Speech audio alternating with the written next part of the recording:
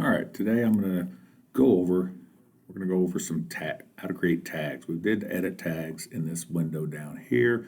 There's multiple ways to add tags to your project. So if we're doing controller tags, I'm going to do some more outputs. I've got output 1, 2, 3, 4, 0, 9 in, so I got 5, 6, 7 to go.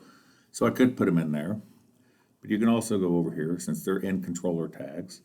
I go to controller tags, click it, right click, and there's the new tag creation. So new tag creator. All right, so one of the things I'm going to do first, since I know this is an output, I got to figure out the right data type. I'm going to change the data type right off the bat. It's going to be Boolean because that's an on-off.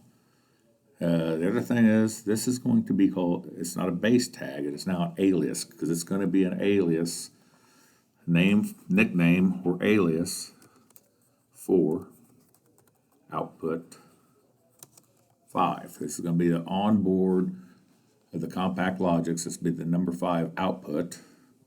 So I'm going to have to go down here now. Since I called it an alias, I get the drop down. So 100 data. There it is, number 5. And you see these are grayed out. It's already saying these have already been given names. So 5, 6, and 7 are all I got left. And click it there. And so a couple things, I can just hit create, this box will close. I can hit the drop down, hit create and close, create and open new, create and keep open. Well, let's do number 6. So I created it, you see it popped up down here, output 5. Let's do output 6. Output 6, double integer, Boolean. Oops, I actually hit it too soon. Let me go here and I can go back and hit edit. I accidentally hit the enter key, so if you did something wrong, you can right click down there and go to tag properties. All right, so it's a base tag. I don't want it a base tag, I want an alias. And an alias is going to be, again, for our data down here. There's number 6, hit apply, and hit OK, and now it shows up here. So again, you can do it down here, right click. Now, you can also, there's also parameters and local tags. You can also do that same thing in here, new local tag.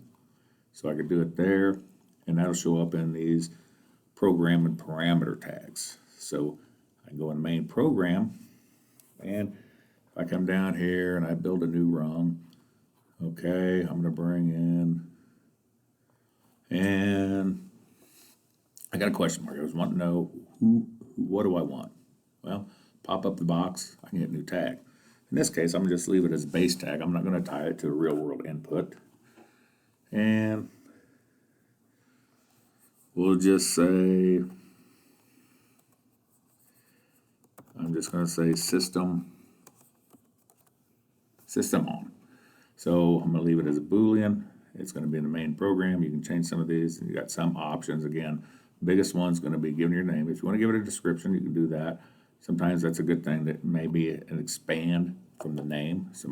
You know what exactly it is, whether you're going to do base, alias, produce, to consume. Base and alias is going to be the most common, and especially for what we're dealing with in this class.